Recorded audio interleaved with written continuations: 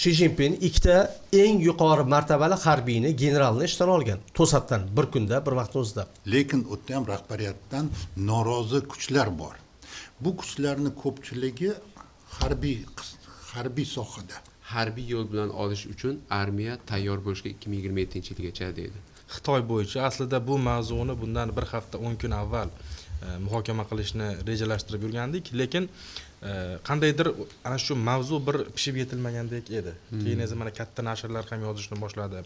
Xitoydagi mana shunday yuqori martabali generallarning almashinuvi Xitoy armiyasida. Hattoki Qo'shma Shtatlar mana nashr endi rasmiy aytilgan yo'q, Qo'shma Shtatlardagi ham yuqori martabali shaxslar nima bo'layotganini bilmagan Xitoyda. O'zi nima bo'layapti? Noodatiy o'zgarishlar deb New York Times yozdi bu haqida. Ya'ni Xitoydagi generallar almashinuvi nimadan darak? Mana shunday savolni qo'ysak. Marhamat. Mana hammamizga ma'lum, yaqinda Xitoyda ikkita juda ham katta harbiy mulozimlar qo'lga olindi. E'tibor uchun Xitoyda mudofaa vazirligi to'g'riroq qurolli kuchlarning mudofaa vazirligi boshqarmaydi. Kommunistik partiyani, Xitoy kommunistik partiyani markaziy kengashi bor. Markaziy harbiy kengash bor. O'sha boshqaradi. Shuni rahbari Si Szinpinning o'zi, uni muovini Zhang Yusey edi. Mana shu. Bundan bir yil oldin undan Zhang Yuseydan avvalgi rahbarini shu Si Szinpinning shu muovinini korrupsiyada ayblab ushlangan edi. O'zi mana 2023-yildan beri 30 nafar yuqori martabali generallardan faqat 7 nafar lavozim saqlab qolgandi deyiladi. Lekin mana shuni unda hozir ismi yodimda yo'q. Shuni ushlagandan keyin Zhang Yusey bu lavozimga o'tirildi.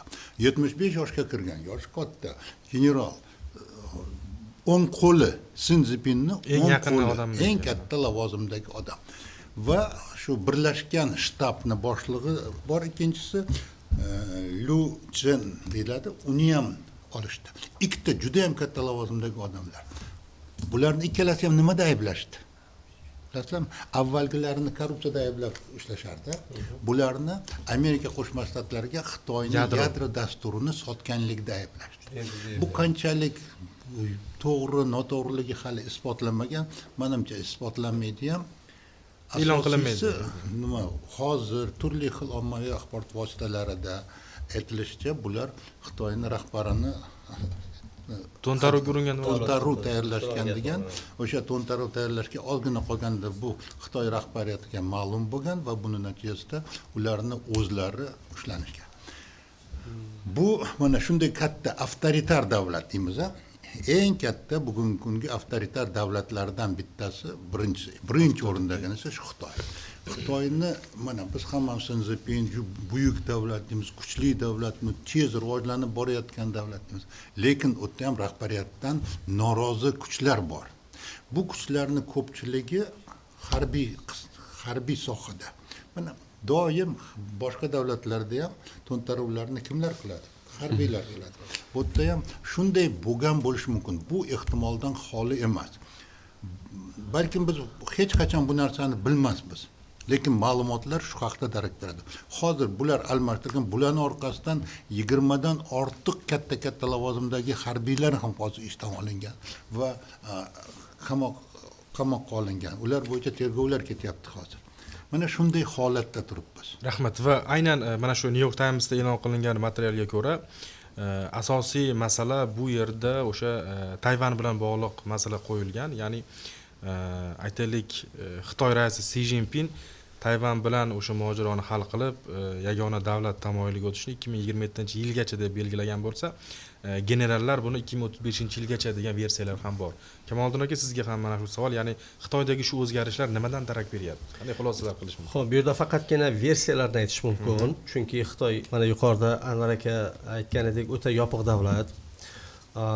Bu yerda faqatgina biz tashqi dunyoga, g'arb davlatlariga chiqqan va ayni paytda geosiyosiy ehtirosli bo'lgan, ya'ni maqsadli bo'lgan ma'lumotlarga tayanishga majburmiz. Ya'ni aytmoqchi bo'lganim, g'arb davlatlari, Amerika bo'ladimi, Angliya bo'ladimi, bular Xitoyni o'zi uchun strategik raqib yoki opponent yoki dushman sifatida ko'radi. Va mana shu fonda, demak, Xitoyning o'zida erkin, mustaqil ommaviy axborot vositalari bo'lmaganidan keyin mana bizga shunaqa ma'lumot keldi deya, avvalambor Angliyada, BBCda ham alohida suhbatlar bo'ldi. U yerda ham faqatgina o'zbek tilida aytganda mish-mishlar.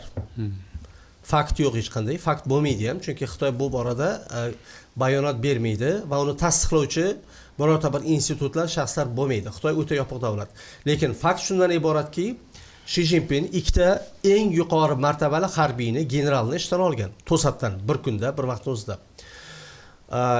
Asosiy ikkita versiya nimadan iborat?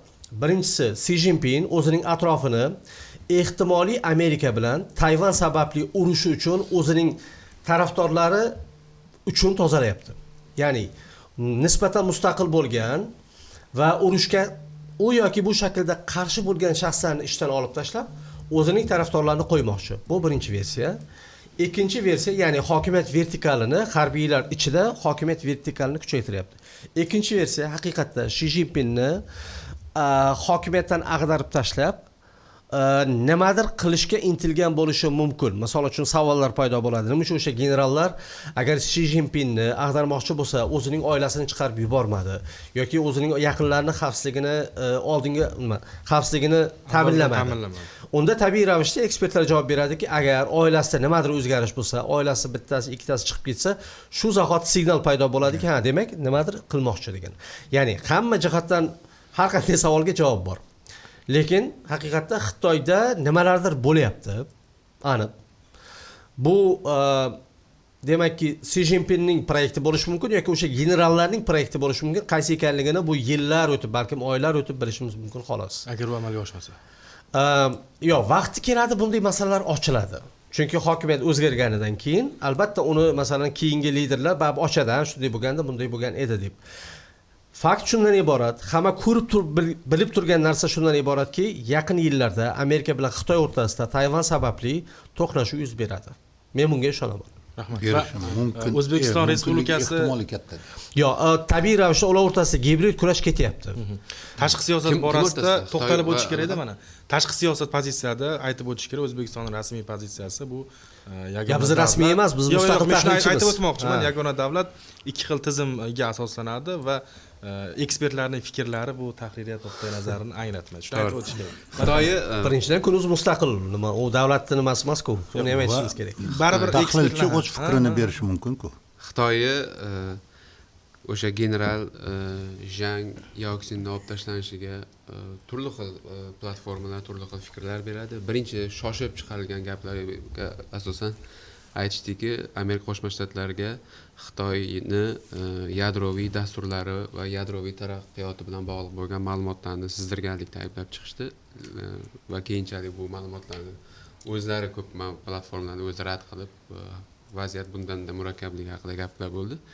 Menimcha birinchi navbatda meni yondashuv bo'yicha Xitoy prezidenti Shi Jinping o'sha hokimiyatga bo'lgan tahdidlar degan fikrga qo'shila olmayman. Sababi agarda qandaydir bir Xitoy Shi Jinping pozitsiyasiga tahdid bo'ladigan bo'lsa yoki bo'lmasam Foreign Affairs ham bu narsani yozib chiqishdi mualliflar. Bu fikr bor, lekin bu fikrga qo'shila olmasligimiz sababi shundan iboratki, agarda bunday holat yuz berayotgan bo'lsa, bunaqangi oshkora tarzda bemalol butun dunyoga oshkora qilinmagan bo'lardi deb o'ylayman-da bu o'sha ishdan olib tashlanishi. Ya'ni 2022-yildan boshlab Xitoy armiyasida 22 nafardan ortiq yuqori martabali shaxslar olib tashlandi, lavozimidan olib tashlandi va 3 tadan ortiq o'sha shtab rahbarlari, ya'ni nima dedik, o'sha Central Military Commission deymiz, o'shani yetakchilaridan biri. Bu o'shani boshlig'i Shi Jinping bo'ladigan bo'lsa, Zhang Yaoxin uni muovin etdi. Va buni otasi va har ikkala rahbari otasi bir paytlar Kommunistik partiyani hokimiyatga kelishda, fuqarolik urushda juda ham katta faol ko'rsatgan. Yuseyni otasi o'sha Kommunistik partiyani asoschilaridan. Shu darajada yaqin odamni olib tashladi. Bunga nima sabab bo'lishi mumkin degan tabiiy savol tug'iladi. Va eng men o'zimga ma'qul deb o'ylagan versiyalardan biri shundan iboratki, unda Shi Jinpingni eng katta oldiga qo'ygan maqsadlaridan biri Xitoy armiyasidan nimani kutyapti? Bu mantra bor, ya'ni aytadiki fight and win. Har qanday urushni urushib va Xitoy yutish kerak va shunga tayyor armiyani shakllantirish kerak. Va u qachongacha davom qiladi bu? 2049-yilgacha bu armiya shakllanib bo'lishi kerak. Va ungacha kichkina vazifalar va birinchi o'sha Tayvan masalasi. Tayvan masalasida Amerika Qo'shma Shtatlari razvedkasi ma'lumotlariga ko'ra Xitoy Shi Jinping tomonidan o'sha People's Liberation Army'ga qo'ygan talab 2027-yilgacha armiya tayyor bo'lishi kerak. Ya'ni Tayvanni agar o'xshamasa, siyosiy yoki bo'lmasa boshqa tinch yo'l bilan qo'shish o'xshamasa, harbiy yo'l bilan olish uchun armiya tayyor bo'lishga 2027-yilgacha deydi.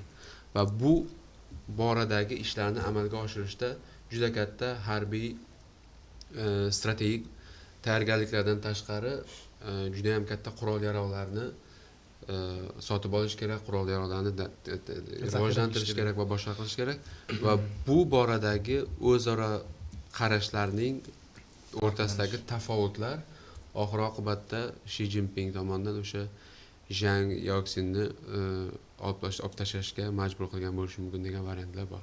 Men shu fikrga ko'proq qo'shilaman. Agar faqatgina olib tashlash bo'lsa mayli ekan, o'zlarini ham ularni oilasi bilan qamabdi.